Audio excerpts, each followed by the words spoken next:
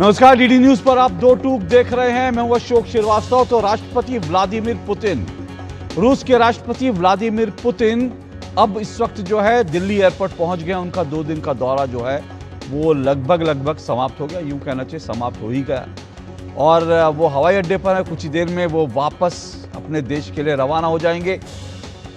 Vladimir Putin का भारत का ये दौरा कई मायनों में ऐतिहासिक रहा, कई मायनों में ऐतिहासिक रहा। अगर आप देखेंगे इस दौरे में करीब 16 दोनों देशों के बीच समझौते हुए हैं। दोनों देशों ने कुछ बड़े टारगेट्स तय किए हैं। दोनों देशों ने तय किया है कि कैसे मिलकर आगे बढ़ना है। प्रधानमंत्री नरेंद्र मोदी ने तो रूस के साथ भारत की जो दोस्ती है उसको ध्रुव तारे की संज्ञा दी। ध्रुव तारा जो हमेशा जगमगाता रहता है। प्रधानमंत्री नरेंद्र मोदी और रूस के राष्ट्रपति के बीच, जैसे मैंने कहा कि 16 समझौते हुए हैं, कई एमओयू साइंस हुए हैं। लेकिन प्रधानमंत्री नरेंद्र मोदी ने इन समझौतों के अलावा, इन समझौते जो हुए वो तो हुए, रूस के राष्ट्रपति को 6 जो है वो उपहार दिए हैं। 6 उपहार दिए। इन 6 उपहारों में एक उपहार दरअसल भगवत गीता है। भगवत गीता का रूसी अनुवाद है जो प्रधानमंत्री नरेंद्र मोदी ने रूस के राष्ट्रपति व्लादिमीर पुतिन को दिया। लेकिन भगवत गीता का जो उपहार प्रधानमंत्री की ओर से रूस के राष्ट्रपति को दिया गया, उस पर भारत का विपक्ष जो है वो संतुष्ट नहीं है, या यूं कहना चाहिए भारत का विपक्ष परेशान है। क्या नरेंद्र मोदी ने भगवत गीता का उपहार देकर कुछ गलत किया है?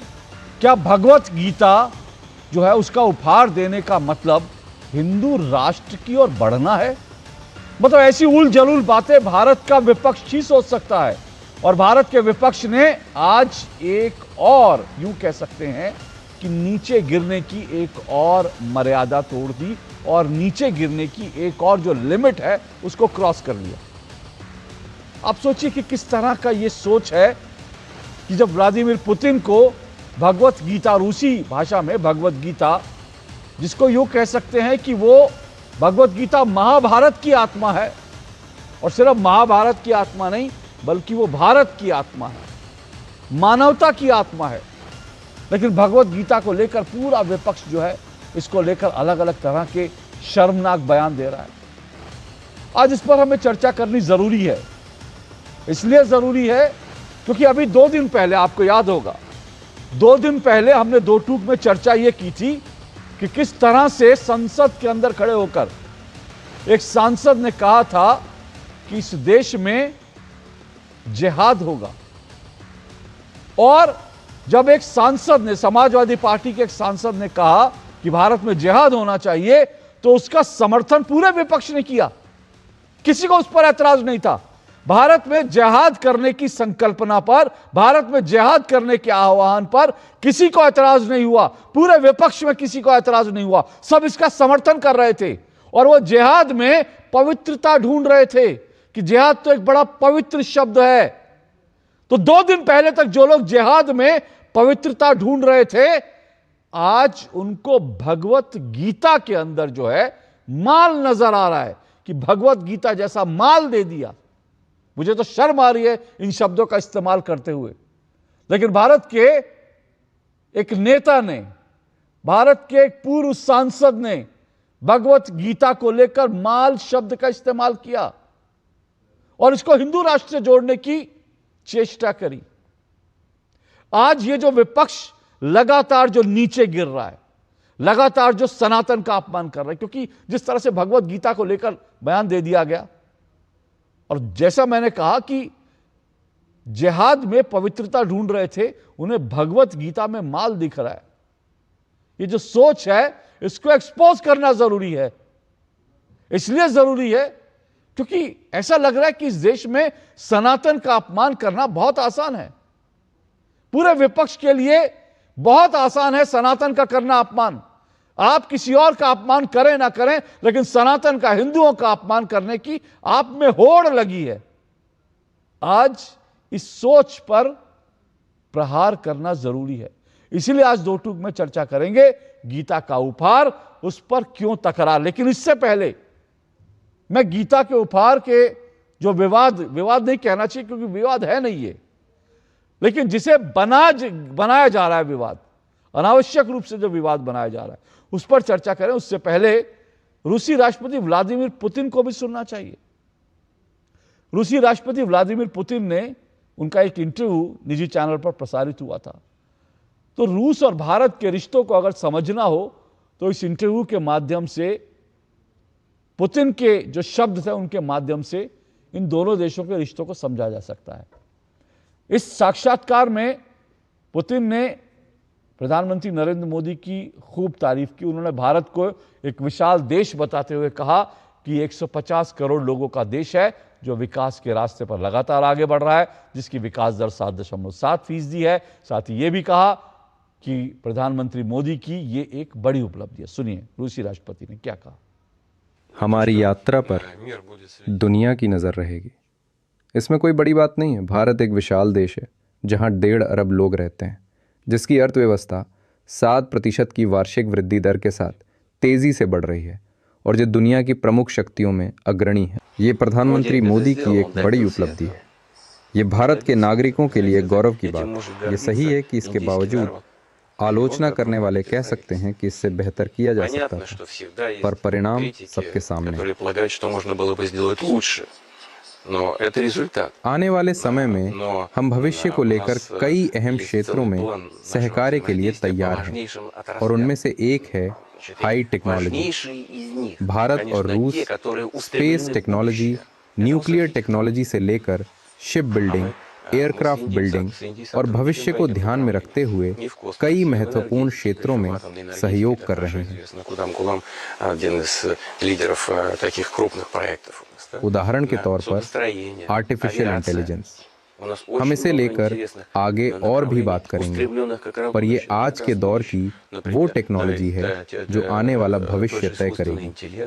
ये हमारी प्रगति को रफ्तार दे सकती है, पर यह भी सही है कि इसके साथ कई चुनौतियां भी हैं।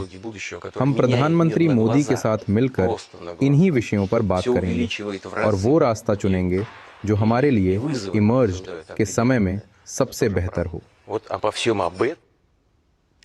रूस के राष्ट्रपति व्लादिमीर पुतिन ने भारत को एक शक्तिशाली देश भी बताया। उन्होंने कहा कि वो पहले की तरह ब्रिटिश शासन के अधीन नहीं है और ये बात सबको समझनी होगी। साथ ही ये भी बताया कि खासतौर से प्रधानमंत्री मोदी की अगुवाई में भारत अब जो है विदेशी दबाव में नहीं आने वाला है, जिस पर भारत के लोग गर्व कर सकते हैं और उनके प्रधानमंत्री यानी नरेंद्र मोदी किसी के दबाव में काम नहीं करते।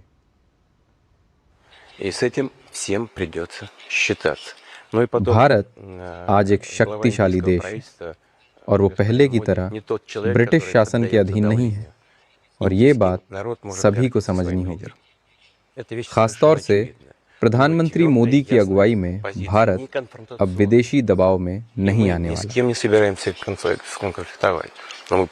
भारत के लोग गर्व कर सकते हैं कि उनका प्रधानमंत्री किसी के दबाव में काम नहीं करता।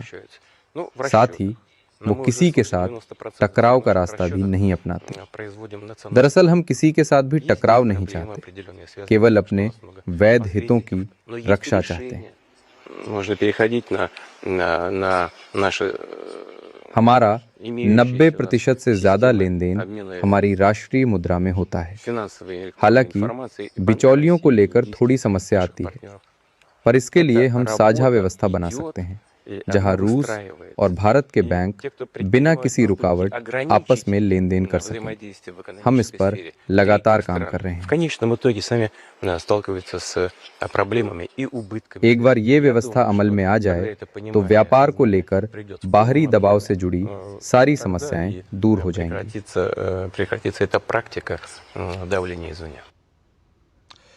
तो एक तरफ रूस के राष्ट्रपति व्लादिमीर पुतिन हैं जो भारत को एक महान देश बता रहे हैं, शक्तिशाली देश बता रहे हैं, कह रहे हैं कि भारत के प्रधानमंत्री नरेंद्र मोदी जो है उनके नेतृत्व में भारत आगे बढ़ रहा है और भारत अब जो है किसी विदेशी दबाव में नहीं आता।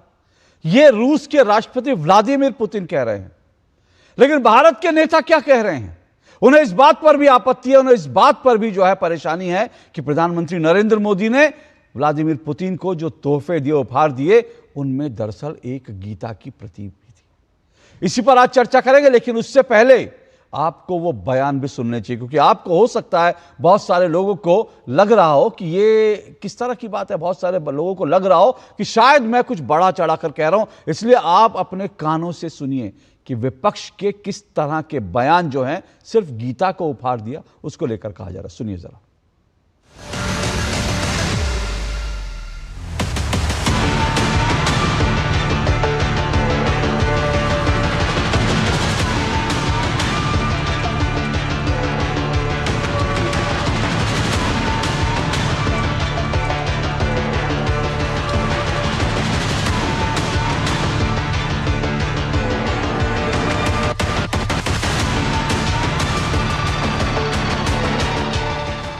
करेंगे, उसका पास जो माल है वही करेंगे ना। तुम्हारा पास चाय है तो चाय पिलाओगे, कॉफ़ी है तो कॉफ़ी पिलाओगे, उसको गीता गीता प्रेजेंट करेंगे। तो ये प्रेजेंटेशन इसको ही है, उसका तो हिंदू राष्ट्र बनाना है ना। तो हिंदू राष्ट्र बनाने के लिए दुनिया को दिखाना है हिंदुत्व की बुनियाद क्या है। హిందువులలో ఎన్ని దేవతలు ఎంతమంది దేవుళ్ళు 3 కోట్లు ఉందా ఎందుకు ఉన్నాయి పెళ్లి చేసుకోవడానికి హనుమంతుడు ఉన్నాడు 2 పెళ్లిళ్ళు చేసుకునేటోనికి ఇంకొక ఆయన దేవుడు ఉన్నాడు మందు తాగేటోళ్ళకి ఓ దేవుడు ఉన్నాడు ఎల్లమ్మ పోషమ్మ మైసమ్మ కళ్ళు కొయ్యాలి కోడి కొయ్యాలి అనేటోళ్ళకు ఉన్నారు పప్పన్నం తినేటోళ్ళకు కూడా దేవుడు ఉన్నాడు అవునా అన్ని రకాల దేవుళ్ళు ఉన్నారు కాంగ్రెస్ పార్టీ కూడా అన్ని రకాల మనస్తత్వాలు ఉండే అన్ని రకాల మనుషులను కలుపుకొని పోయే పార్టీ కాంగ్రెస్ పార్టీ దేవుడి మీదనే మనకు ఏకాభిప్రాయం లేదు ఒక ఆయన వెంకటేశ్వర స్వామికి మొక్తా అంటే ఒక ఆయన ఆంజనేయ స్వామికి మొక్తా అంటాడు ఒక ఆయన లేదు లేదు నేను అయ్యప్ప మాలేస్తాను ఇంకొక ఆయన అంటే లేదు నేను శివమాలేస్తాను మూడో ఆయన అంటాడు అవునా ఇవన్నీ మనం చూస్తున్నాం కదా దేవుళ్ళ మీదనే మనకు ఏకాభిప్రాయం తీసుకురాలేకపోయినప్పుడు రాజకీయ నాయకుల మీద జిల్లా అధ్యక్షుల మీద ఏకాభిప్రాయం ఉంటుందని నేను అనుకోను उसका ये भगवत गीता उनको प्रेजेंट जो की उसका दरअसल हेतु क्या है मकसद क्या है वो मेरे समझ में नहीं आया। कुरान शरीफ भी देने का था बाइबल भी देने का था साहिब ग्रंथ भी देने का था देना था तो राधे राधे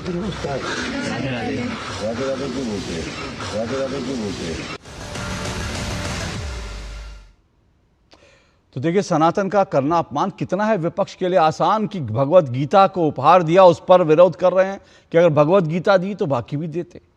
इस सेकुलरिज्म किस तरह का सेकुलरिज्म है। दूसरी तरफ मैंने आपको 2 बयान सुनवाए, एक रेवंत रेड्डी जो तेलंगाना के मुख्यमंत्री हैं उनका बयान जिन्होंने हिंदू देवी देवताओं पर जो टिप्पणी करी वो आपने सुनी, और दूसरा एक बयान आपको सुनाया हिमाचल प्रदेश के मुख्यमंत्री का। बच्चों ने उन्हें राधे राधे कहा तो कह रहे हैं राधे राधे क्यों कह रहे हो, उनको राधे राधे कहने पर आपत्ति है, राम राम कहने पर इस देश में आपत्ति है। आखिर ये किस तरह से रास्ता किस रास्ते पर जा रहा है विपक्ष, इस पर चर्चा करेंगे। मेरे साथ 4 मेहमान जो है जुड़ चुके हैं, आइए परिचय करवा दूं। प्रदीप भंडारी मेरे साथ जुड़ चुके हैं, बीजेपी के राष्ट्रीय प्रवक्ता हैं प्रदीप भंडारी। मेरे साथ पवन पटेल जुड़ चुके हैं, कांग्रेस के नेता हैं पवन पटेल। मेरे साथ धर्मेंद्र सिंह समाजवादी पार्टी के प्रवक्ता हैं, और मेरे साथ साध्वी प्रज्ञा भारती आध्यात्मिक गुरु हैं। आप चारों मेहमानों का शुक्रिया, स्वागत। शुरुआत में पवन पटेल और प्रदीप भंडारी, 1.5 मिनट आपको मैं दूंगा। पवन पटेल, गीता जो एक सार्वभौमिक ज्ञान का भंडार जिसे कहा जाता है वो माल हो गई, हिंदुत्व का एक वो चेहरा हो गई कि हिंदू राष्ट्र बनाना है इसलिए गीता दी जा रही है। ये विपक्ष कैसी सोच से ग्रसित होता जा रहा है। नहीं देखिए, गीता देने पे कोई आपत्ति नहीं होना चाहिए। गीता का जो सार है, गीता का जो अर्थ है, गीता का जो रहस्य है, गीता की जो सोच है उसको अपने ऊपर इम्प्लीमेंट करने से बहुत सारी समस्याओं का निराकरण हो जाता है, किसी भी तरह की समस्या का उसमें निराकरण हो जाता है। गीता देना अच्छा काम है, लेकिन जो हमारा भारत धर्मनिरपेक्ष राष्ट्र है उस हिसाब से अगर आपने गीता दिया है तो ये एक अच्छा मैसेज जाता कि अगर हम बाकी सब धर्मों का बाइबल को भी दे देते, कुरान को भी दे देते तो एक और अच्छा मैसेज जाया जा सकता था कि उसको हम बताने का प्रयास करते कि हम सर्वधर्म संपन्न देश है, सर्वधर्म संभाव से काम करते हैं। और रही बात गीता देने से, गीता सिर्फ देने बस से नहीं होता, गीता की जो मूल भावना उसको अपने अंदर चरितार्थ भी करना चाहिए। अभी निकट भविष्य में जितनी घटनाएं हुई हैं अपने भारत में, उस घटनाओं को देख लीजिए और कि किस तरह से उसका पालन हुआ, किस तरह उसका आत्मसात किया गया है। तो बाकी ये जो जिस तरह की हालात आज के देश में हैं उसमें अगर अच्छी तरह से गीता को हम चरितार्थ करेंगे, गीता के एक अक्षर से पालन करने का प्रयास करेंगे तो जिस तरह के हालात बने वो हालात से भी निजाकरण मिल जाएगा। तो मेरा मतलब है कि मुझे आपत्ति रत्ती भर नहीं कि उन्होंने गीता दिया। मेरा मतलब है कि अगर हमारा धर्म निरपेक्ष है तो सभी को देना चाहिए, आपको सभी ओके धर्मों का ओके सम्मान करना चाहिए। ओके पवन पटेल, तो आपको हन्नान मौला के बयान पर आपत्ति है, जिन्होंने गीता को माल कहा है कि जिसके पास जो माल होगा। हमारे पास तो ज्ञान का भंडार है, माल नहीं है गीता। आपको हन्नान मौला के बयान पर आपत्ति है? हाँ नहीं, माल शब्द का उपयोग नहीं करना चाहिए, लेकिन उनका टोन जो है वो किस संदर्भ में बोला है ये भी थोड़ा सा देखना चाहिए। मैं किस संदर्भ में? आप भी समझा दीजिए सर, आपको मैंने बयान सुनवा दिया, आप उसका संदर्भ भी समझा दीजिए। या तो आप कहिए कि उनका बयान गलत था, नहीं तो फिर आप संदर्भ मत गिने, नहीं तो आप संदर्भ आप खुद बता दीजिए, आप ही बता दीजिए उनका संदर्भ क्या था गीता को माल कहने से। अशोक जी, हमने पहले ही आपसे निवेदन किया कि मैं उनके बयान पे नहीं जाना चाहता हूँ, माल नहीं सर बोलना। पूरी डिबेट उनके बयान पर है सर, आप उनके बयान पे नहीं जाना चाहते, पूरी डिबेट उनके बयान पर है। के लिए अधिकृत रूप से मैं नहीं हूँ जिम्मेदार, या मैं उसका वो नहीं हूँ प्रतिनिधि कि मैं उनके एक एक अक्षर से पालन के यहाँ पर आकलन करूँ। मैंने जो गीता प्रेजेंट किया, गीता दिया, उसकी बात कर रहा हूँ। जो उन्होंने माल शब्द का उपयोग किया, माल शब्द का उपयोग सही नहीं है, लेकिन वो आप समझ रहे हैं, आप समझ सकते हैं कि हन्नान मौला का विरोध करना कितना मुश्किल हो रहा है इस वक्त कांग्रेस के नेता पवन पटेल के लिए। कोई भी व्यक्ति इस देश में होगा, उनका बयान सुनेगा तो वो कहेगा कि निकृष्ट सोच का बयान है, निकृष्टतम सोच का बयान है। लेकिन पवन पटेल नहीं कर सकते, क्योंकि जाहिर सी बात है, आप समझ रहे हैं पूरी कांग्रेस इस वक्त जो है वो लेफ्ट पार्टी के इशारे पर जाती है। पूरी कांग्रेस इस वक्त, राहुल गांधी की कांग्रेस जो है पूरी तरह से जो लेफ्ट और ये जो पूरा नक्सली सोच है, माओवादी सोच है, उसके कब्जे में है। तो फिर हन्नान मौला का विरोध किस हिसाब से करेंगे? प्रदीप भंडारी, आपने सुन लिया भाई, गीता दी तो बाकी भी किताबें देनी चाहिए थी, सिर्फ गीता क्यों दी? भारत तो धर्मनिरपेक्ष देश है ना। अशोक जी, गीता हमारे सनातन राष्ट्र की मूल भावना है, परंतु कांग्रेस के लोग जो एक मुस्लिम भाई नेटवर्क ठीक कीजिए, एक मिनट प्रदीप भंडारी जी का नेटवर्क खराब है, एक मिनट प्रदीप भंडारी जी, एक मिनट रुकिए भाई। प्रदीप भंडारी जी का नेटवर्क खराब है, क्या उनका नेटवर्क ठीक करके हम उनको जोड़ सकते हैं फिर से प्लीज?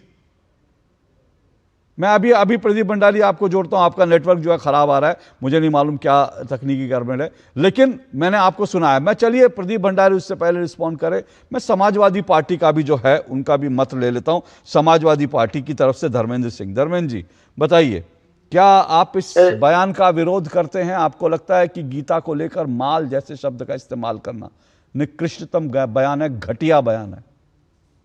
जी नमस्कार। बिल्कुल हम उनके बयान का बिल्कुल समर्थन नहीं करते हैं, और ये उनकी अपनी निजी राय होगी, उस पर वो किस संदर्भ दिए, क्या दिए, उसमें आप उनसे पूछ सकते हैं क्या करते। लेकिन गीता तक का जहां तक सवाल है, देखिए जो उपहार दिए जाते हैं दुनिया में, जो स्वीकार्य चीज होती है, जो सर्वाधिक महत्वपूर्ण चीज होती है, तमाम राष्ट्राध्यक्ष तमाम मेहमानों को एक दूसरे को इसी तरह दिया जाता है, उसमें कोई गलत नहीं है। और दूसरे गीता का जो है, गीता माना जाता है, हमारे स्वामी जी अड़गड़ानंद जी महाराज जी कहते हैं गीता संपूर्ण मानवता का शास्त्र है। जो उसमें वो किसी हिंदू मुस्लिम का नहीं है, वो सार्वभौमिक सिद्धांतों पर आधारित है। सत्य, कर्तव्य, आत्मज्ञान, मन का नियंत्रण, निष्काम कर्म की उसमें शिक्षा मिलती है। तो उसको रिलीजन से जोड़ करके किसी की आलोचना को हम बिल्कुल समर्थन नहीं करते हैं, उसकी आलोचना करते हैं। अब ये उन्होंने किस संदर्भ दिया, कैसे दिया, उसको बताएंगे, ये प्रिविलेज है।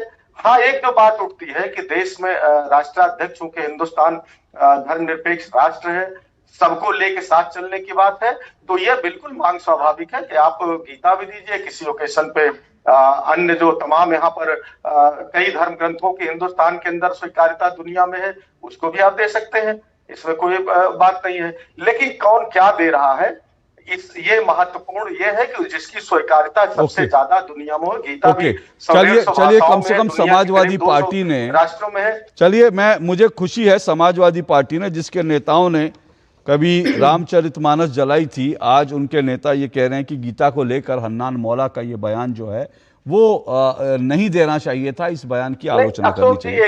लेकिन एक मिनट ये चस्पा मत करें सर प्लीज, 30 सेकंड दे दें। देखिए, रामचरितमानस जलाई थी हमारे पार्टी के नेताओं या हमारी विचारधारा नहीं है। हम वो लोग हैं, डॉक्टर राम मनोहर लोहिया ने सबसे पहले परिकल्पना की थी रामायण मेले की, प्रभु श्री राम के चरित्र की, शिव की उन्मुक्तता की, कृष्ण के ज्ञान की, सबकी वकालत करते थे। हम उस परंपरा मैंने राम मनोहर लोहिया जी पर तो सवाल ही नहीं उठाया ना, मैंने उनकी विचारधारा पर सवाल उठाया। एक सेकंड, एक राजनीतिक दल होने के नाते सर, हिंदुस्तान का कोई भी नागरिक किसी भी मत मजहब पंथ को मानने वाला हो हमारा सदस्य हो सकता है। नहीं, मैंने हम कहा, इसको मैंने मानते राम मनोहर लोहिया जी की सोच पर, उनकी विचारधारा पर मैंने सवाल नहीं उठाया। मैंने आप ही के एक नेता के जो है उनके कृत्य पर सवाल उठाया, जिन्होंने रामचरितमानस की पहले पन्ने फाड़े, उसके बाद रामचरितमानस को जलाया, और जब उन्होंने रामचरितमानस को पन्ने फाड़ कर जलाया, उनको समाजवादी पार्टी में प्रमोशन मिल गया। मैंने तो एक फैक्ट रखा, मैंने एक फैक्ट देश के सामने रखा, लेकिन मुझे खुशी है कि कम से कम आज आप कह रहे हैं कि हन्नान मौला का यह बयान जो है वो गलत है। इससे पहले कि मैं आगे बढ़ूं, मैं एक बात बताना चाहता हूं, और इस बात को समझिए कि पहला मौका नहीं है जब गीता किसी वैश्विक नेता को भारत आने पर उनको गीता का उपहार दिया गया, पहला मौका नहीं है।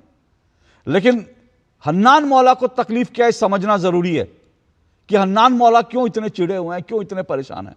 प्रदीप भंडारी जुड़ चुके हैं, मैं हन्नान मौला पर आऊं और यह भी बताऊं आपको कि देखिए, इसके पहले जो है शी जिनपिंग आए थे, उनको भी दी गई थी गीता भेंट में, प्रधानमंत्री नरेंद्र मोदी ने। और इसके बाद जो है शिंजो आबे जब आए थे, उनको भी गीता उपहार में दी गई थी। मोदी ने ओबामा को भी गीता जो है उपहार में दी थी, जब ओबामा से मिले थे मोदी तब भी गीता उपहार में दी थी। और यूएस की जो नेता हैं, लॉ मेकर, और अब वहां की जो वहां पर जो गुप्तचर एजेंसी उनकी चीफ हैं तुलसी गबार्ड, जब वो प्रधानमंत्री नरेंद्र मोदी से मिली तब उन्होंने भी गीता नरेंद्र मोदी को दी, तुलसी गबार्ड ने दी।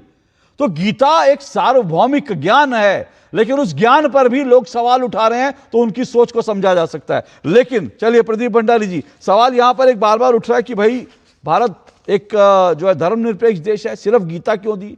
कुरान भी दे देते, बाइबल भी दे देते, बाकी सब किताबें भी दे देते।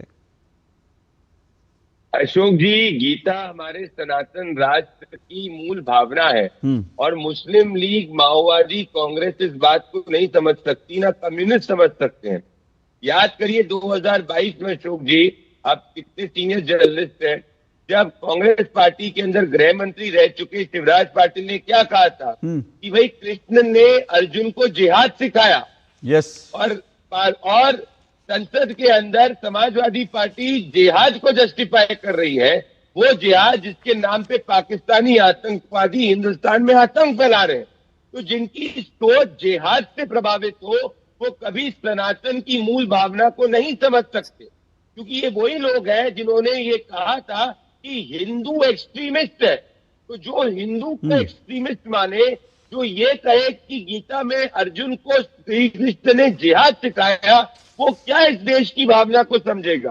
मैं बताता हूँ इनकी दिक्कत क्या है। जिम्मेदार साथी है, जिहाद का हिंदी मतलब बता दें क्या है? जिहाद शब्द का हिंदी मतलब लीजिए, जिहाद शब्द को लेकर के अगर आप बोला है, एक मिनट आता हूँ, धर्मेंद्र जी रुकिए ना, धर्मेंद्र जी रुकिए एक मिनट, धर्मेंद्र जी रुकिए, उनकी बात पूरी हो जाए। आप धर्मेंद्र जी उनकी बात पूरी हो जाए, फिर आप जिहाद का क्लैरिफिकेशन दीजिएगा, मुझे कोई आपत्ति नहीं है, क्योंकि जिहाद आप ही के सांसद ने जिहाद कहा था, जिसे आप लोग पवित्र शब्द मांग रहे थे, जिसको आप लोगों ने कहा। तो जरा एक मिनट रुकिए एक मिनट, प्रदीप भंडारी की बात पूरी हो जाए। जिस बात का जस्टिफिकेशन हाफिज सईद नहीं दे पाए, जिस बात का जस्टिफिकेशन ये ओसामा बिन लादेन जैसा आतंकवादी नहीं दे पाए, उसका समाजवादी पार्टी जस्टिफिकेशन देगी, तो सोचिए इनका पतन किस पे पहुंच चुका है। पर ये वीडियो याद करिए अशोक जी, ये रेवंत रेड्डी का, जिसने बोला Congress is equal to Muslim, Muslim is equal to Congress. तो जो पार्टी आज इस तुष्टीकरण की इस पराकाष्ठा पे पहुंच चुकी है, वो कैसे गीता को समझेगी? क्योंकि कांग्रेस पार्टी तो एक चुनावी हिंदू पार्टी है। मैं एक और एक्सपोज करूंगा, याद करिए 2015 अशोक जी, यही सीपीएम ने रामायण के पाठ की बात करी थी चुनाव के करीब में, क्योंकि इनको वोट हिंदुओं का केरला के अंदर चाहिए था। याद करिए कि कैसी स्थिति की ये हरे कृष्णा के भजन की बात कर रहे थे पीएस अच्युतानंदन, जो सीपीएम जो एथिस्ट है। तो जब वोट चाहिए तो हिंदू की भावना की बात करो, जैसे ही वोट नहीं चाहिए तो हिंदुओं को अपमानित करना शुरू करो, क्योंकि मूल भावना से ये लोग मानते हैं कि हिंदुओं को सेकंड ग्रेड सिटीजन समझते हैं। तमिलनाडु के अंदर क्या हुआ, हिंदू को कोर्ट का ऑर्डर मिला कि भाई दीपम को दीपोत्सव में जलाया जा सकता है। 2 बार कोर्ट ने ऑर्डर दिया, वहीं डीएमके ने कहा कि हिंदुओं पे लाठीचार्ज करेंगे। कैसे हिंदू जो है दीपम को प्रज्वलित कर सकता है? तो ये सब भले कांग्रेस हो, कम्युनिस्ट हो, डीएमके हो, सबका काम ये है, ये सब हिंदुओं को सेकंड ग्रेड सिटीजन समझते हैं। इसीलिए गीता जो हमारी मूल भावना है, जिसको घर घर के अंदर पढ़ा जाता है, वो इसको सिर्फ और सिर्फ रिलीजन से जोड़ते हैं, परंतु ये रिलीजन नहीं अशोक जी, हमारे भारत की संस्कृति है। एक बात जो प्रदीप भंडारी आपने कही, मैं बता दूं, गीता में भी जिहाद है। ये शिवराज पाटिल का मेरे सामने बयान है जिसका अभी प्रदीप जिक्र कर रहे थे। शिवराज पाटिल ने कहा गीता में भी जिहाद है, और ये शिवराज पाटिल का बयान, कांग्रेस के नेता। एक मिनट रुकिएगा सर, एक मिनट धर्मेंद्र जी। और दूसरा मैं आपको ये दिखा रहा था, अभी पवन पटेल कह रहे थे गीता को लेकर के। अब आप सोचिए, गीता सबसे ऑथेंटिक गीता जो है वो कौन सी है आप जानते हैं? वो गीता प्रेस की जो गीता है प्रकाशित होती है, जो घर घर में पढ़ी जाती है। साल 2021 में गीता प्रेस गोरखपुर का शताब्दी वर्ष था, 100 वर्ष हुए। और उस समय जो गीता प्रेस को जो है, उस समय इसको जो है सम्मानित किया गया। और इसको सम्मानित किया गया क्या कह के कि भाई ये जो है, दरअसल उसको गांधी पीस प्राइज दिया गया 2021 में। और उस समय जो है जयराम रमेश का एक ट्वीट है मेरे हाथ में, जयराम रमेश को ये बात बड़ी नागवार गुजरी थी। अभी पवन पटेल जो कह रहे थे, मुझे नहीं पता पवन पटेल सही कह रहे हैं या फिर जो है जयराम रमेश सही कह रहे हैं, और कांग्रेस की असली विचारधारा कौन सी है, पवन पटेल वाली है, जयराम रमेश वाली है। क्योंकि जयराम रमेश ने इस पर भी ऐतराज जताया था कि भाई गीता प्रेस, और वो किसका हवाला दे रहे थे, उन्होंने एक स्टडी का हवाला देते हुए दिया। और स्टडी किसकी थी? अरुंधति रॉय। सोचिए, अरुंधति रॉय ने गीता प्रेस को लेकर उसकी गीता पर कुछ सवाल उठाए थे, और उसी को लेकर जयराम, और अभी अरुंधति रॉय कौन है? ये अरुंधति रॉय वो है जो कहती है कि कश्मीर पर भारत ने अवैध रूप से कब्जा कर रखा है। ये अरुंधति रॉय वो है जो कहते हैं कि नक्सलवादियों को जो है उनके हत्या भारतीय सेना करती है। ये अरुंधति रॉय वो है जो कहती है कि भारतीय सेना जो है वहां कश्मीर में जुल्म कर रही है वहां पे लोगों को। अरुंधति रॉय वो है जो कहती है कि कश्मीर जो है पाकिस्तान का है। और जयराम रमेश उस अरुंधति रॉय को एंडोर्स करते हुए गीता प्रेस पर गीता पे सवाल उठाते हैं। अब मेरा सवाल यह, पवन पटेल, मैं आपको सही मानूं या जयराम रमेश को सही मानूं, ये मुझे बताइए। पवन पटेल की आवाज दीजिए भाई। ये आपके ऊपर है, आप किसको सही मानते हैं, किसको नहीं मानते हैं। ये मैं अपनी बात जो अपनी भावनाओं को व्यक्त कर रहा हूँ, आप तो अपने हिसाब से करेंगे, हमारे बोलने से लोग सब सही मान लेंगे। देखिए प्रदीप जी, 2 मिनट प्रदीप जी बोलने दीजिए 2 मिनट। मैं तो सिर्फ इतना कह रहा हूँ कि गीता में क्या सिखाया जाता है। गीता की मूल भावना क्या है? झूठ बोलना, स्वार्थ सिद्ध करना, पब्लिक को बेवकूफ बनाना, गलत बातें करके वोट खींच लेना। गीता में यह सिखाया जाता है कि हम हर साल 2 करोड़ रोजगार का झूठा वादा करे, फिर बेरोजगार घूमता रहे, बोले जाके पकौड़े तलो। गीता में यह सिखाया जाता है। हमने कहा कि उसकी भावना को भी चरितार्थ करने का प्रयास करना चाहिए, बिना किसी फल के कर्म करना चाहिए। यहाँ तो फल पहले ही डिसाइड हो जाता है कि पहले हमको फल मिलेगा, 10-10 हजार रुपए बांट के बिहार में, भले महिलाओं का वोट खरीदना पड़े। ये गीता का ज्ञान है, ये गीता का आत्मसात किया है मोदी जी ने।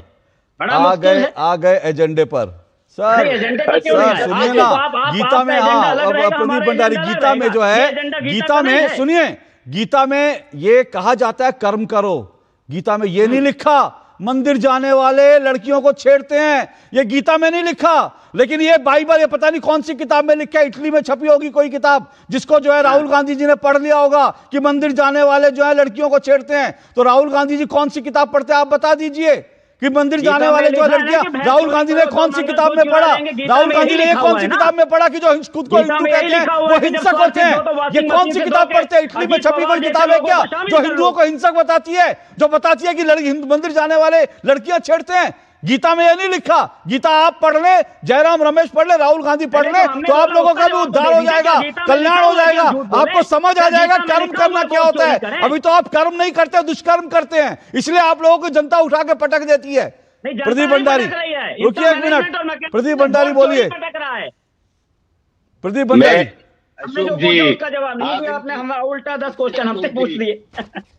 अशोक जी, ये पवन जी की समस्या को आप समझिए कि ये जो लोग जिहाद को जस्टिफाई करे, जिनको जिहाद में जो है पवित्रता दिखती है, वो क्या समझेंगे गीता में क्या है? इनके रग रग में हिंदुओं से नफरत है। याद करिए, जब राहुल गांधी ने 2001-2 के अंदर एक टीवी के लिए पूजा करने गए थे, तो इनका एक फेवरेट चैनल है जिसने पूछा था, राहुल क्या कर रहे हो तुम? तो मुझे पूजा करने के बाद निकले, बोले मुझे नहीं पता मैं क्या कर रहा हूँ, ये लोग मुझसे करवा रहे।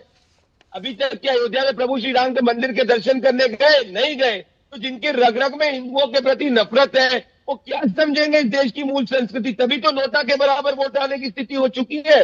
और इनकी दूसरी अरे दुखती वोट की रब। तो बात अरे मत बिहार करिए, में वोट तो जब्ती हुई किस कारण से जमानत, मिल रहे हैं पूरी अब दुनिया बंगाल देख में रही है। जब्त होने वाली हमें जमानत, वोट चोरी असम हो में जब्त चुकी होने है। वाली जमानत, तो आगे सुनो बाहर चले जाएंगे सुनिए ना, बिरयानी खाने, यहाँ एक दूसरी मिनट बात करेंगे। प्रदीप जी और पवन पटेल सुनिए, प्रदीप जी और पवन पटेल सुनिए, एक मिनट सुनिए, एक मिनट सुनिए बड़े बड़े सर, एक मिनट प्रदीप जी और पवन पटेल, एक मिनट सुनिए, एक मिनट सुनिए, मेरा सीधा सा वो है।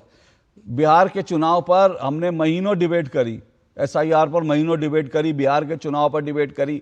अब बिहार के चुनाव को लाकर इसको लाकर इस मूल मुद्दे से ध्यान मत भटकाइए। और मैं एक बार नहीं, मैं बार बार साबित करूंगा कि विपक्ष को हिंदुओं से, सनातन से नफरत है। एक नहीं, हजार प्रमाण। आज भले ही जो है समाजवादी पार्टी यहां कह दे कि नहीं गलत बयान है हन्नान मौला का, पवन पटेल गीता पर हाथ रखकर कहें नहीं गीता तो बहुत अच्छा ग्रंथ है, लेकिन मैं आप लोगों का एक जो झूठ है वो उजागर करूंगा। अब मैं देखिए एक और सबूत दे दूं, एक मिनट रुकिए, एक और सबूत दे दूं। देखिए क्या है कि 11 साल पहले सुषमा स्वराज जी ने कहा था कि गीता को राष्ट्रीय ग्रंथ घोषित, पवन पटेल सुनिए, ज्ञानवर्धन होगा।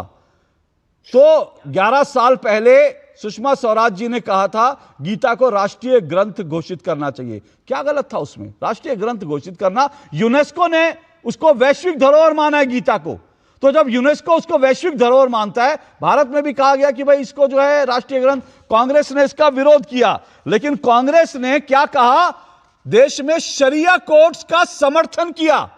तो वो कांग्रेस जिसको गीता को राष्ट्रीय जो है ग्रंथ बनाने पर आपत्ति थी, उसको देश में शरिया कोर्ट बनाने का समर्थन करती है। अब ये आपका दोहरा चेहरा, ये आपका हिंदू विरोधी चेहरा नहीं है तो क्या है? फिर से कह रहा हूं, जिहाद आपके लिए पवित्र चीज है, लेकिन गीता आपके लिए माल है। इसीलिए विपक्ष का हिंदुस्तान में यह हाल है, इसीलिए विपक्ष भारत में बेहाल है, क्योंकि जनता ने उनको उठाकर कूड़ेदान में फेंक दिया, क्योंकि जनता की भावनाओं को समझते नहीं है। साध्वी प्रज्ञा भारती, आप कुछ इस बयान को लेकर, इसकी सफाई जो है अलग अलग तरीके से दी गई, क्या कहेंगी आप? या आपने जो तमाम सफाई सुनी होंगी।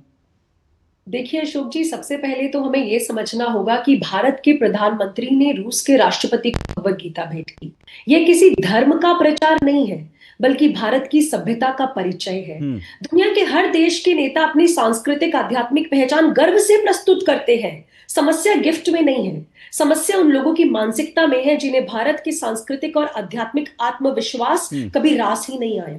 इनकी प्रॉब्लम जानते हैं क्या है? समस्या सनातन से आइडियोलॉजिकल एलर्जी है इन्हें, ये समस्या है। अमेरिका बाइबल देता है, जापान जैन बौद्ध संस्कृति से जुड़े उपहार देता है, फ्रांस क्रिश्चियन आर्टिफैक्ट्स और कल्चरल हेरिटेज प्रस्तुत करता है, तो भारत गीता दे रहा है। इसमें अचानक से इतनी परेशानी क्यों हो गई? विपक्ष की दिक्कत ये नहीं है अशोक जी की गीता दी गई है, विपक्ष को दिक्कत सनातन धर्म की हर उस बात से है जो इनके वोट बैंक में फिट नहीं होती है, और ये कभी भी उसे स्वीकार नहीं कर पाएंगे। आपने ऐसी बहुत सारी बातें गिनवाई। अभी आप देखिए, कांग्रेस और लेफ्ट के पास दशकों तक सत्ता थी, क्या एक बार भी उन्होंने भारत की सभ्यतागत पहचान को, सिविलाइजेशनल विजडम को वैश्विक स्तर पर प्रस्तुत किया? ना योग को पुश किया, ना आयुर्वेदा को, ना गीता को, ना हमारी सांस्कृतिक और आध्यात्मिक विरासत को। इनको कौन रोक रहा था बताइए? इनके पास भी मौका था, लेकिन ये तो चुनावी हिंदू है। जैसे ही चुनाव आते हैं, रुद्राक्ष की माला पहनकर भाई बहन आगे आ जाते हैं और उसके बाद सनातन धर्म का खुलकर अपमान करते हैं। और अपमान करने पर आप थोड़ा सा बोल दीजिए तो कहेंगे कि अभिव्यक्ति की आजादी है। जिसको इन्होंने गीता जैसे महान ग्रंथ को, जिसको सॉन्ग ऑफ गॉड कहा जाता है, भगवान के श्रीमुख से उच्चारित, उसको माल जैसा शब्द बोला है। भारत की ज्ञान परंपरा का अपमान किया इन लोगों ने। ये इनकी तुच्छ मानसिकता को दर्शाता है। और अशोक जी, आपने बिल्कुल सही कहा, ये आज पहली बार नहीं हुआ है। आप देखिए कितनी बार इन्होंने ऐसा किया है, पहली बार नहीं। जो लोग गीता को हिंदू राष्ट्र से जोड़ रहे हैं, शायद उन्होंने गीता पढ़ी ही नहीं। ये बड़े बड़े भाषण तो दे सकते हैं कर्तव्य नैतिकता पर, लेकिन इन्हें ये नहीं पता कि गीता पूरे वर्ल्ड में as a philosophy, as a leadership पढ़ाई जाती है। दुनिया अपने सांस्कृतिक प्रतीकों पर गर्व करती है, लेकिन ये लोग नहीं करेंगे कभी भी अशोक जी। इन्हें भारत से प्रॉब्लम है, इन्हें भारत की स्पिरिचुअल पावर से प्रॉब्लम है, आध्यात्मिक शक्ति से इन्हें प्रॉब्लम है। इन्हें ये प्रॉब्लम है कि आज भारत को वो पहचान पूरे विश्व के पटल पर आध्यात्मिक शक्ति के तौर पर क्यों जाना जा रहा है, ज्ञान के तौर पर क्यों जाना जा रहा है। भारत का आत्मविश्वास बढ़ रहा है। अभी आपने पुतिन का यहाँ पर भाषण चलाया, देखिए पुतिन ने कितनी सुंदर बात बोली कि ये भारत किसी किसी से नहीं डरता है। उन्होंने मोदी जी की तारीफ करी, प्रशंसा करी। ऐसा नहीं है कि ये मौका पहले की सरकारों के पास नहीं था, पहले की सरकारों के पास भी था, लेकिन उन्होंने कभी गीता क्या अध्यात्म के लिए, सनातन धर्म के लिए एक एफर्ट नहीं किया।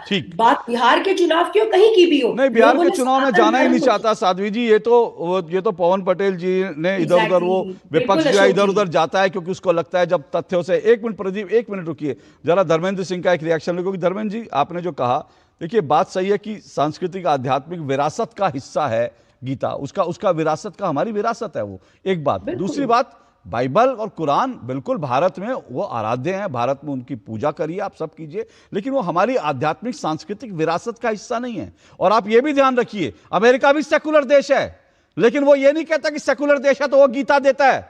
अमेरिका के राष्ट्रपति जो है वो वहां पर जो है बाइबल देते हैं। ब्रिटेन भी सेकुलर देश है, लेकिन ब्रिटेन में भी नहीं होता कि भगवत गीता और रामायण रामचरितमानस देते हैं वो गिफ्ट, वो अपनी बाइबल देते हैं। तो फिर अगर भारत में गीता दी जा रही है जो हमारी सांस्कृतिक, तो आपको परेशानी क्यों है भाई?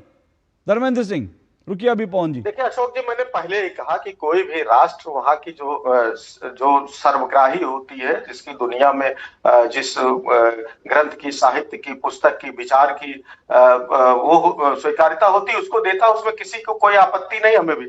लेकिन हमें बड़ा दुख हुआ अशोक जी जब आपने कहा आप सनातनी नहीं हो सकते।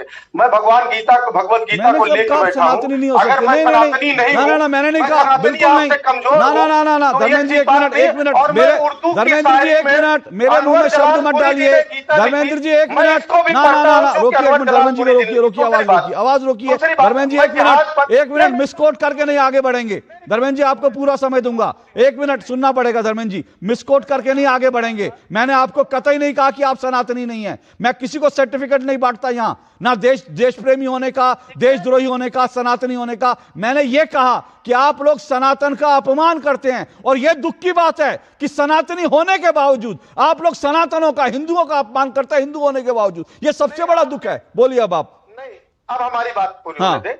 वही मैं कह रहा हूं कि किसी के कहने से कौन सनातनी, अगर कहीं सर्टिफिकेट मिलेगा तो हम लोग अप्लाई करेंगे, ले लेंगे, नहीं तो हम अपने आचार विचार से क्या है हम जानते हैं, उसकी सर्टिफिकेट जरूरत नहीं। दो तीन चीजें जिहाद पे भाई प्रदीप भंडारी जी पुराने पत्रकार काफी दिन रहे, पर हमको तो लगा बहुत विद्वान है।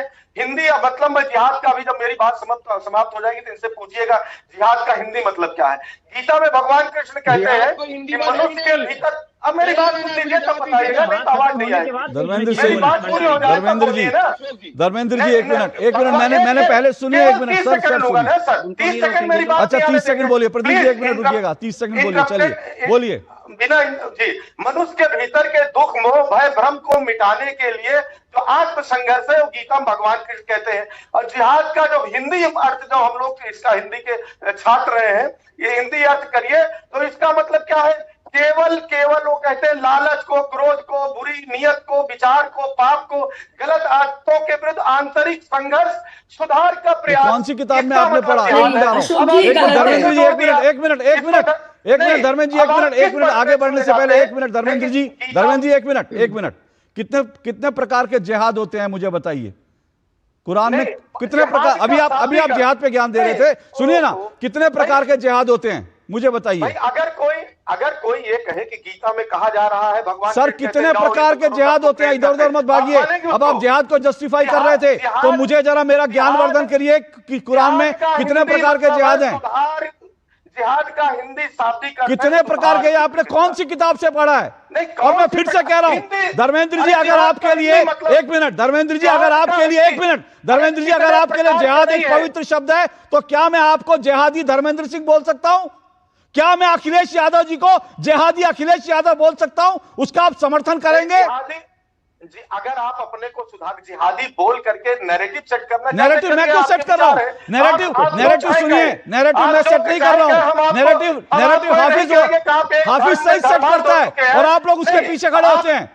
प्रदीप भंडारी रिस्पॉन्ड करे, एक मिनट, प्रदीप भंडारी रिस्पॉन्ड करे। सर नैरेटिव मैं नहीं, हाफिज सईद भारत के खिलाफ जिहाद कर रहा है और आप लोग कहते हैं भारत में जिहाद की जरूरत है। आप लोगों को शर्म नहीं आती ऐसे कहते हुए? प्रदीप भंडारी बोलिए। देश के नागरिकों को कपड़े से पहचानते हैं, धर्मांधता में अंधे, उसके हमें आरोप नहीं लगाएंगे, लेकिन एक शब्द का मैं ये कहना चाहता हूँ कि धर्मेंद्र जी को अगर जिहाद शब्द इतना पवित्र लगता है तो आज से इनको जिहादी धर्मेंद्र बुलाया जाएगा। क्या दिक्कत है?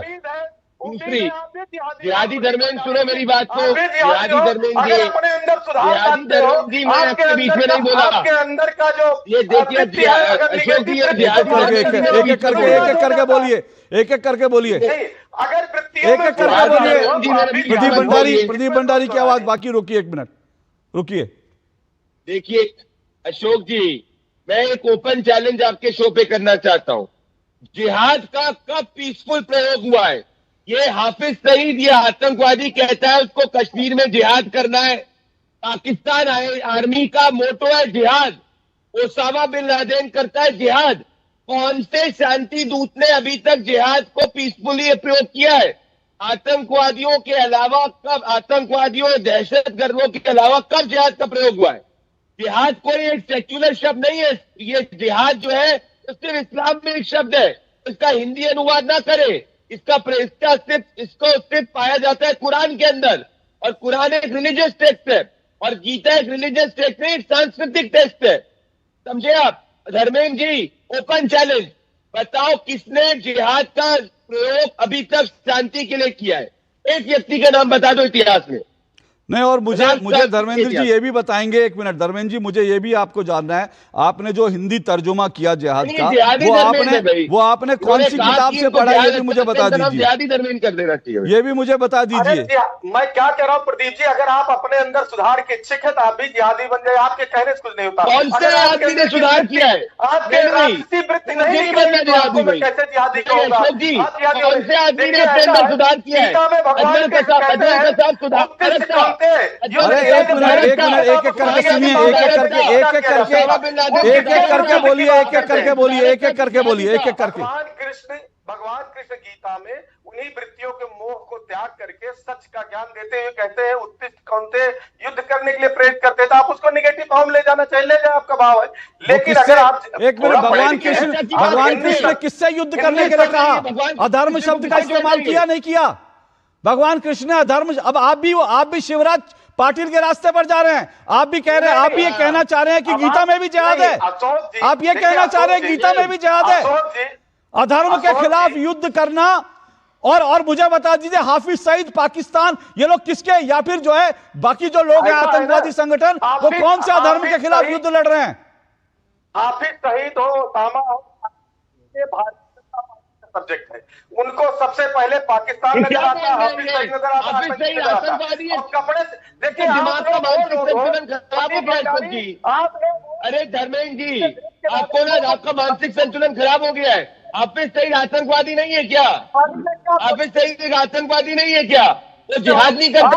सुनिए, एक मिनट रुकिए सर, एक मिनट रुकिए, आवाज रोकिए। देखिए ऐसा है, मैंने जिहाद पर 2 दिन पहले पूरी डिबेट करी थी समाजवादी पार्टी के नेताओं के साथ, कांग्रेस के नेताओं। पवन पटेल जी तो उस दिन मौजूद थे, ठीक है ना।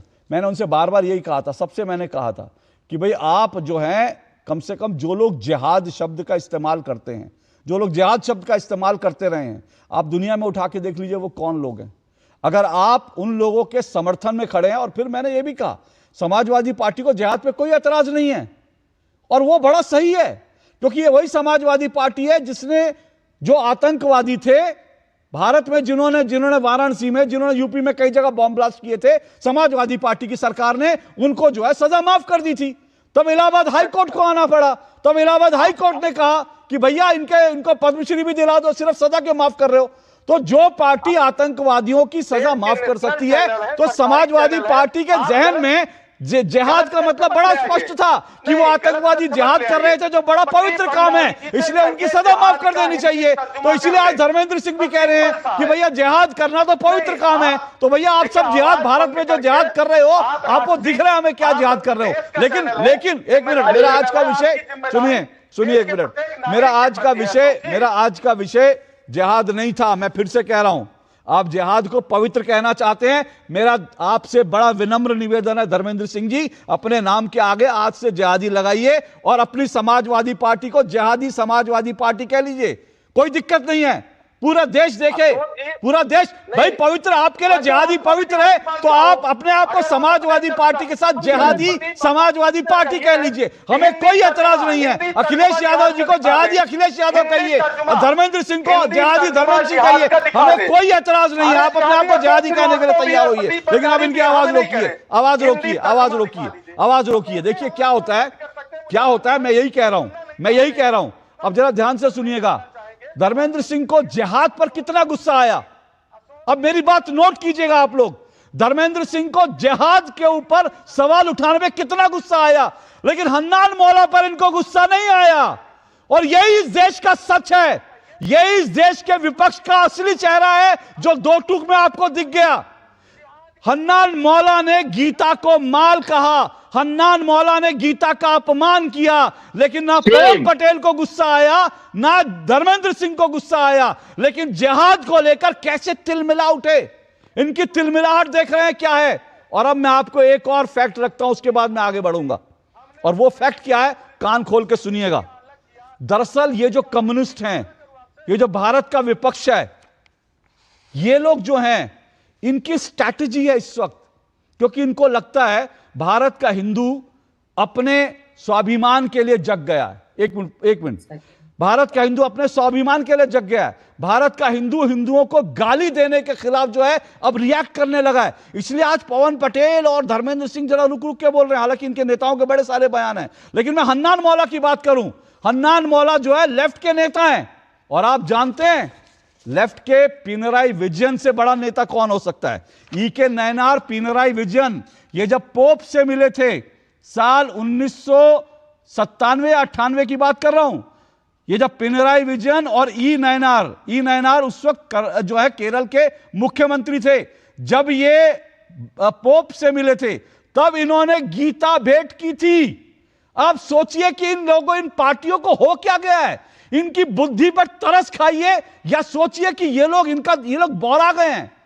क्योंकि जो ईके नयनार लेफ्ट के इतने बड़े नेता थे, पिनराई विजयन इतने बड़े नेता थे, वो पोप को गीता भेंट करते हैं, तब जो है हन्नान मौला को कोई तकलीफ नहीं होती, लेकिन आज उनको तकलीफ होती है गीता भेंट करने पर।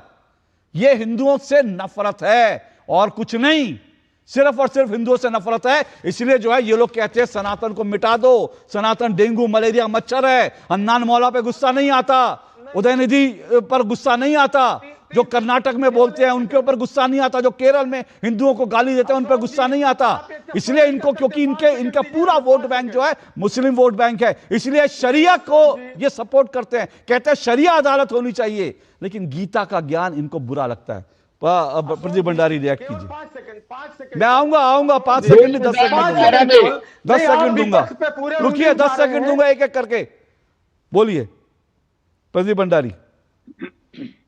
अशोक जी, याद करिए अभी सबरीमाला में जब हिंदू डिवोटीज को सबरीमाला में दर्शन करने थे, यही कम्युनिस्टों ने क्या हिंदुओं की हालत कर दी थी। सबरीमाला से लेके गुरुवायूर मंदिर के अंदर सोना तक इनने चुरा दिया था, क्योंकि ये इनके मन में हिंदुओं के प्रति घृणा है। सर, क्या इनने यही चीज किसी दूसरे धर्म के लिए अप्लाई करी? नहीं करी। इनके रग रग में ये मानते हैं कि हिंदू एग्जिस्ट नहीं करता, इसीलिए ये जाति की ज्यादा बात करेंगे, ना कि हिंदू धर्म की ज्यादा बात करेंगे। और जब वोट चाहिए रहेंगे, अशोक जी देखिए, एक बड़ी बात आपको बताऊंगा, अपनी बात खत्म करूंगा। ये 2018 की बात है।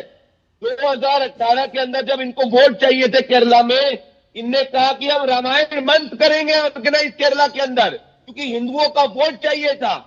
और जब वोट मिल गया उसके बाद सड़क जिस तरीके से एक कहते हैं ना कि दूध में से मक्खी निकालकर हिंदुओं की भावना को फेंक देते हैं, ये इनकी असलियत है। मैं यही कह रहा हूँ, ये लोग 50 से ऐसे करते हैं। ये लोग इस हद तक जो है हिंदुओं के खिलाफ चले जाते हैं। भाई कह रहा हूं, राधे राधे बोल दिया तो हिमाचल प्रदेश के मुख्यमंत्री को तकलीफ होगी। राधे राधे बोल, बच्चे बेचारे नादान, और नादान क्या, उनको राधे राधे कहते हैं, तो भाई बहुत जगह राम राम करते हैं, बहुत जगह राधे राधे करते हैं। मुख्यमंत्री का अभिवादन, सुक्खू का अभिवादन राधे राधे से कर दिया, तो सुक्खू बोल रहे राधे राधे क्यों बोल रहे हो, हद हो गई, राधे राधे पर आपत्ति। एक छोटा सा ब्रेक, उसके बाद साध्वी प्रज्ञा, धर्मेंद्र जी और पवन पटेल आता हूं इस ब्रेक के बाद। क्या आपको है आकर्षक बचत विकल्पों की तलाश? LIC प्रस्तुत करता है नव जीवन श्री सिंगल प्रीमियम प्लान। एक मुश्त प्रीमियम राशि जमा करें, जीवन बीमा कवर का आनंद उठाएं, परिपक्वता पर गारंटीकृत निश्चित राशि प्राप्त करें, तरलता विकल्प भी उपलब्ध। अभी खरीदें। मौजूदा पॉलिसी धारकों के लिए आकर्षक छूट, नियम और शर्तें लागू। 25 लाख का हॉस्पिटल बिल है, इतने पैसे कहाँ से आएंगे? पैसों की चिंता आप मत कीजिए पापा। मैम, सर का हेल्थ इंश्योरेंस क्लेम अप्रूव हो गया है। आप पॉलिसी बाजार। पॉलिसी बाजार पर 0 GST के साथ अब 1 करोड़ का हेल्थ इंश्योरेंस सिर्फ 550 रुपए महीने से शुरू। बिजली का बिल, किराना, स्कूल फीस सब हो गया। बन गया बजट? हाँ, 5000 बच गए। तो नई साड़ी ले ले ना, पिछले महीने तो ली थी। एक और नहीं, पहले बजट बनाओ, फिर छोटी छोटी बचत को बैंक में सेव करो और पैसों को बढ़ते देखो। बढ़ी गई। जाओ भाई। RBI कहता है वित्तीय समझदारी समृद्ध नारी। व्यक्तिगत जानकारी के लिए ऑनलाइन अनुरोधों से रहें सावधान। कुछ भी जानकारी देने से पहले जरूर सोचें। कोई भी वैधानिक कंपनी फोन या इंटरनेट पर आपसे निजी जानकारी कभी भी नहीं मांगती, इसलिए ऐसे कॉल या ईमेल आने पर अपनी जानकारी देने से पहले समझदारी दिखाएं और सावधानी बरतें।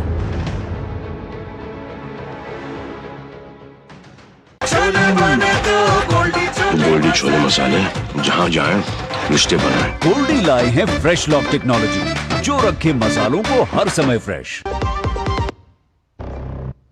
गीता का उपहार, उस पर भी तकरार, इसी पर हम चर्चा कर रहे हैं। गीता उपहार में दिया रूसी राष्ट्रपति व्लादिमीर पुतिन को प्रधानमंत्री नरेंद्र मोदी ने, और विपक्ष के नेताओं को यह भी नागवार गुजरा। क्यों, उसको लेकर हम चर्चा कर रहे हैं। बोलिए धर्मेंद्र जी, 30 सेकंड आपके, फिर उसके बाद पवन पटेल जी। नहीं अशोक जी, हम लोगों ने पहले उस बयान को कंडेम्ड किया, लेकिन वो अच्छा आपको इसलिए नहीं लगा कि आप चाहते थे संपूर्ण विपक्ष भारत का हिंदू विरोधी सिद्ध करना, उस नैरेटिव्स नहीं। लेकिन गुस्सा आपको जो है इनके बयान पर आई, उतनी ही गुस्सा आती जब एक भारतीय जनता पार्टी में नेता कहे विस्की में विष्णु बसे, रम में बसे राम, और जिन में माता जानकी, ठर्रे में हनुमान, तब भी आए होती उनको कहते। धर्मेंद्र जी मंत्री बनाए। मेरी डिबेट में धर्मेंद्र जी रिसर्च करके आया करिए। धर्मेंद्र जी मेरी डिबेट में रिसर्च करके आया करिए। नेता का नाम बता दीजिए। धर्मेंद्र जी नेता का नाम बता दीजिए। अब धर्मेंद्र सिंह जो है फंस गए। धर्मेंद्र सिंह ने समाजवादी पार्टी के नेता के बयान को, बीजेपी नेता का बयान का, और ये वो नेता है जो आज जरूर बीजेपी में है, लेकिन ये समाजवादी पार्टी का नेता था, और समाजवादी पार्टी के नेता की टिकट पर जब ये विधानसभा में था तब उसका भी बयान था, और समाजवादी पार्टी उस वक्त भी खामोश रही। धर्मेंद्र सिंह जी मेरे डिबेट में तैयारी करके आया करिए।